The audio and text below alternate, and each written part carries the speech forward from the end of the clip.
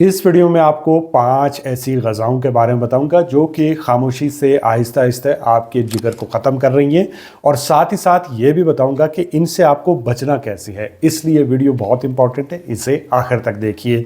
अगर आप शुगर के मरीज़ हैं, आपका कोलेस्ट्रॉल हाई रहता है, आपके ट्राइग्लिसराइड हाई रहते हैं, आपको हाई ब्लड प्रेशर का सामना है, या आपका वज़न ज़्यादा बढ़ा हुआ है, तो ये वीडियो स्पेशली आपके लिए है। जिगर ख़राब होने की इब्तिदा इंसुलिन रेजिस्टेंस से होती है, जो कि फैटी लिवर यानी जिगर के ऊपर चर्बी आने से कई साल पहले ही हो जाती है। आजकल अगर आप नौजवानों को देखें जिनकी उम्र 20 से 25 साल है, तो आपको उनके अंदर भी फैटी लिवर देखने को मिलेगा, मगर उनको इस बात का इल्म ही नहीं होता जब तक कि वो किसी प्रॉब्लम के अंदर जाके अपना अल्ट्रासाउंड ना करवा लें। मज़े की बात यह है कि इसकी कोई वाज़ह शुरू में अलामत भी नहीं होती जिसकी वजह से आप इसको आसानी से पहचान पाएँ।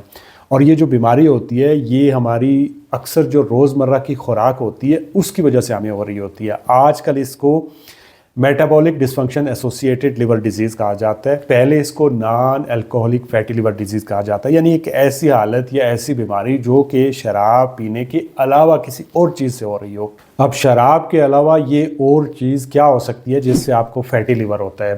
तो इसकी बड़ी बड़ी जो वजूहात है उसमें सबसे पहली वजह जो मैंने आपको बताई है, इंसुलिन रेजिस्टेंस होती है। दूसरी वजह आप हो सकता है कि चीनी बहुत ज़्यादा खा रहे हूँ, बार बार खाते हूँ, ओवर ईटिंग करते हूँ, रिफाइंड जो कार्बोहाइड्रेट्स हैं वो खा रहे हूँ, ख़राब जो कुकिंग ऑयल हैं वो खा रहे हूँ, या फिर आपको मोटापा हो, स्पेशली पेट के अराउंड में आपकी चर्बी बहुत ज़्यादा हो। आजकल दुनिया में शुगर के मरीज़ तेज़ी से बढ़ रहे हैं और इसकी एक बड़ी वजह है फैटी लिवर। अब हम उन 5 खानों की बात करते हैं जो इस बीमारी की सबसे बड़ी वजह हैं। इस लिस्ट में सबसे पहले नंबर पे आ जाती हैं शुगरी ड्रिंक्स, मीठे मशरूबात। ये जिगर को सबसे ज़्यादा नुकसान पहुंचाते हैं। आजकल अगर आप नौजवानों को देखें तो उनमें जिगर ख़राब होने की सबसे जो बड़ी वजह है वो ये शुगरी ड्रिंक्स है, जिनकी वजह से उनको इंसुलिन रेजिस्टेंस होती है, उनको फैटी लिवर का सामना करना पड़ता है। मिसाल के तौर पे आपने अपने इर्द गिर्द देखे होंगे जो सॉफ्ट ड्रिंक्स बहुत ज़्यादा पीते हैं, जो पैक्ड फ्रूट जो जूसेस होते हैं उनको बहुत ज़्यादा पीते हैं, जो एनर्जी ड्रिंक्स बहुत ज़्यादा पीते हैं। यहाँ सऊदी अरब में बहुत ज़्यादा जो लोग हैं वो मीठे जो मशरूबात हैं, स्पेशली अगर आपने कभी एक्सपीरियंस किया हो तो वो रोड पे शाम को टहल रहे होते हैं और वो मीठे मशरूबात रोज़ाना वो पी रहे होते हैं। इसी की वजह से जो बाहर के लोग होते हैं उनके पेट अक्सर बहुत ज़्यादा फूल जाते हैं, मोटे हो जाते हैं, बाल गिर जाते हैं और बहुत सारे मसाइल का सामना, स्पेशली मोटापे का उनको सामना रहता है। इसके साथ साथ अगर आप बहुत ज़्यादा मीठी लस्सी पीते हैं, इन तमाम चीज़ों के अंदर शुगर फ्रुक्टोज़ की सूरत में होती है। अब इस फ्रुक्टोज़ को या शुगर को आपके जिस्म की फैक्ट्री यानी जिगर में मुकम्मल तौर पे प्रोसेस करना होता है। अब जब इतनी फ्रुक्टोज़ आप अपने जिगर को देते हैं तो वो इसे हैंडल नहीं कर पाता और फिर वो इसे चर्बी की सूरत में अपने अंदर जमा करने लगता है, जिसकी वजह से आपको फैटी लिवर या जिगर के ऊपर चर्बी आने लगती है, पेट के अराउंड में आपकी चर्बी बढ़ने लगती है, मोटा पेट हो जाता है आपका। कुछ लोग ये सोचते हैं कि वो जो डब्बे वाला जूस होता है वो पीते हैं, उससे कुछ नहीं होता, हालांकि उसमें और जो सॉफ्ट ड्रिंक होती है उसमें लगभग एक जितनी ग्लूकोज ही शामिल होती है, एक जितनी चीनी ही उनके अंदर मौजूद होती है। अब इसका हल क्या है? तो इसके लिए बेहतर ये है कि आप सादा पानी ज़्यादा पिएँ, या फिर आप कोकोनट वाटर अपने जो रूम है, घर है, उसके अंदर बनाएं, या नींबू पानी बनाएं, मगर इनमें आपने शुगर इस्तेमाल नहीं करनी। ये छोटी छोटी तब्दीलियां आपके जिगर को बड़े नुकसान से बचा सकती हैं।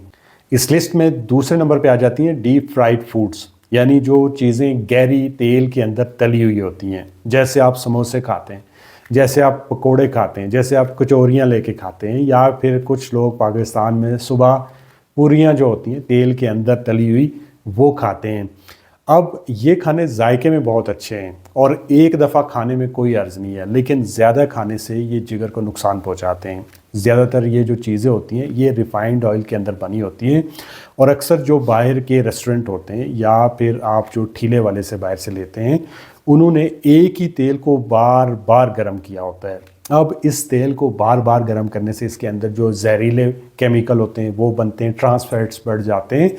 यही ट्रांस फैट्स और जहरीले केमिकल आपके जिगर के अंदर सोजिश पैदा करते हैं, इंसुलिन रेजिस्टेंस बढ़ती है, जिगर के ऊपर चर्बी आने लगती है। इसलिए ये चीज़ें कभी कभार खाना ठीक है, लेकिन रमज़ान में जैसे आप रोज़ाना ये खा रहे होते हैं इस तरह से, या कुछ लोग दिन के खाने के तौर पे भी इन चीज़ों का इस्तेमाल करते हैं, तो ये अगर आप बार बार खाएंगे तो आपका वज़न कम नहीं होगा, चाहे आप रोज़े जितने मर्जी रख लें, इंटरमिटेंट फास्टिंग कर लें। इसलिए इन चीज़ों का इस्तेमाल कभी कभार बेहतर है, मगर अगर ज़्यादा इस्तेमाल करेंगे तो ये आपके जिगर को और ओवरऑल आपकी बॉडी को नुकसान पहुँचाएंगे। इस लिस्ट में तीसरे नंबर पर आ जाते हैं सफ़ेद चावल। वाइट राइस बजाते खुद को नुकसान नहीं पहुँचाते, लेकिन अगर आप ये वाइट राइस रोज़ाना और एक लंबे अरसे से खा रहे हैं तो इनके खाने से आपको इंसुलिन रेजिस्टेंस, फैटी लीवर और इसी तरह से हाई शुगर का सामना करना पड़ सकता है, जो कि अल्टीमेटली आपके जिगर को ख़राब करेगा। क्योंकि ये जो चावल होते हैं ये रिफाइंड कार्बोहाइड्रेट्स होते हैं, इनमें फ़ाइबर बहुत कम मिकदार के अंदर होता है। इसी वजह से जब भी आप चावल खाते हैं या डॉक्टर आपको मना करते हैं कि आप जो चावल हैं वो वाइट राइस की बजाय ब्राउन राइस खाएं, रात को खाने में चावल का इस्तेमाल कम करें, क्योंकि जब आप ये वाइट राइस खाते हैं तो आपकी शुगर तेज़ी से बढ़ती है, इंसुलिन जो होती है ये ज़्यादा बनने लगती है। इसी तरह से जिस्म जो होता है ये चर्बी को ज़्यादा जमा करना शुरू कर देता है। बहुत से लोग जब आप चावल खाते हुए उनको देखेंगे तो उनकी जो प्लेट का पोर्शन होता है उसमें 70% चावल होते हैं, 20% उसमें सब्जियां होती हैं, और जो आपको उसके अंदर चीज़ बढ़ानी चाहिए प्रोटीन है वो ना के बराबर होती है। ये लंबे अरसे से अगर आप इस तरह से चावल का इस्तेमाल करेंगे तो ये आपको इंसुलिन रेजिस्टेंस और फैटी लिवर काज करेंगे। तो करना क्या है, एक तो आपने वाइट राइस को ब्राउन राइस से रिप्लेस करना है, चावल की मिकदार को कम करना है और प्रोटीन और सैलेड को बढ़ाना है। प्रोटीन के लिए आप दालें ले सकते हैं, अंडे ले सकते हैं, चिकन और मछली को इस्तेमाल कर सकते हैं। इस लिस्ट में चौथे नंबर पे आ जाते हैं रिफाइंड कुकिंग ऑयल, जो हम घर में कुकिंग ऑयल इस्तेमाल करते हैं। महंगाई की वजह से बहुत से लोग सस्ते रिफाइंड ऑयल या तेल जिनके ऊपर सब्जियों की तस्वीरें बनी होती हैं उन्हें वेजिटेबल ऑयल समझ के ख़रीद के इस्तेमाल कर रहे होते हैं। हालांकि वो सीड ऑयल होते हैं जो कि हाईली इन्फ्लामेटरी होते हैं। उनमें ओमेगा 6 की मिकदार बहुत ज़्यादा होती है जो कि आपके जिस्म में इन्फ्लामेशन करती है, आपके लिवर के ऊपर सोजिश होने लगती है, फैटी लीवर का सामना करना पड़ता है। और फैटी लीवर मज़ीद ख़राब होके जब आप इस गंदे तेल का बार बार इस्तेमाल करते हैं और ज़्यादा इस्तेमाल करते हैं तो इससे आपको हेपेटाइटिस, जिगर के अंदर ज़ख़म और इवन के लिवर सिरोसिस का सामना भी करना पड़ सकता है। तो इसकी रिप्लेस के तौर पे आप अपने खाने के अंदर सरसों का तेल इस्तेमाल करें, आप तिल का तेल इस्तेमाल करें या जैतून का तेल इस्तेमाल करें। अब इसका हरगिज़ मतलब ये नहीं है कि आपने इन तेल का इस्तेमाल बहुत ज़्यादा करना है। तेल की मिकदार हमेशा खाने के अंदर या जो भी चीज़ बना रहे हैं उसमें कम से कम होनी चाहिए। कौन सा तेल इस्तेमाल करना चाहिए इसके ऊपर मेरा एक डिटेल वीडियो है, वो आप जाके देख सकते हैं। इस लिस्ट में 5वें नंबर पे आ जाती हैं मिठाइयाँ जिनमें छुपी हुई चीनी मौजूद होती है। कभी कभार मीठा खा लेना ठीक है, लेकिन अगर आप रोज़ाना मीठा खाते हैं तो इससे जिगर को नुकसान पहुंचता है। ये कभी कभार का लफ्ज़ मैं इसलिए इस्तेमाल कर रहा हूँ ताकि आप इन चीज़ों से आहिस्ता आहिस्ता दूरी इख्तियार करें, आपको प्रॉब्लम ना हो। हालांकि ये चीज़ें कभी कभार इस्तेमाल करने वाली भी नहीं होती हैं क्योंकि इनमें बहुत ज़्यादा चीनी होती है, और जब आप इतनी ज़्यादा चीनी अपने जिगर को देते हैं तो वो इसे चर्बी में कन्वर्ट कर लेता है। इसके नतीजे में आपको insulin resistance, high triglyceride, fatty liver जो होता है उसका सामना करना पड़ता है। अब ये छुपी हुई चीनी बहुत सारी चीज़ों के अंदर होती है जिन्हें आप नॉर्मल समझ के खा रहे होते हैं, जैसे जो बच्चों के सीरियल्स होते हैं उनमें बहुत ज़्यादा शुगर होती है। इसी तरह से बिस्किट या सुबह नाश्ते में इस्तेमाल होने वाली बेकरी की चीज़ें, या यहाँ सऊदी अरब में डिफरेंट कलर की जो दही मिलती है वो, इसी तरह से जो पैक्ड स्नैक्स होते हैं, वो सब चीज़ें आपको नहीं खानी चाहिए क्योंकि इनके अंदर हिडन शुगर होती है। बेहतर ये होता है कि जब आप कोई चीज़ ख़रीदें तो उसके ऊपर ज़रा उसके जो अज्जा होते हैं उनको पढ़ लें तो आपको पता चल जाएगा कि इसके अंदर शुगर कितनी है, और जिस भी चीज़ के अंदर शुगर लिखा हो उसको खाने से परहेज़ करें। अब किन लोगों को फैटी लिवर होने का रिस्क सबसे ज़्यादा रहता है, तो ऐसे लोग जिनको शुगर होती है, जो डायबिटिक होते हैं, जिनको हाई ब्लड प्रेशर का सामना होता है, जिनका कोलेस्ट्रॉल ज़्यादा होता है, स्पेशली LDL कोलेस्ट्रॉल जिनका ज़्यादा रहता है। इसी तरह से ऐसे लोग जिनके ट्राइग्लिसराइड ज़्यादा रहते हैं, जिनका वज़न ज़्यादा रहता है, पेट मोटा जिनका होता है, यानी सीधा खड़ा होने पे उनको अपने पाँव नज़र नहीं आते, जिनको इंसुलिन रेजिस्टेंस होती है, जो लोग हमेशा बैठे रहते हैं, जो लोग वॉक नहीं करते।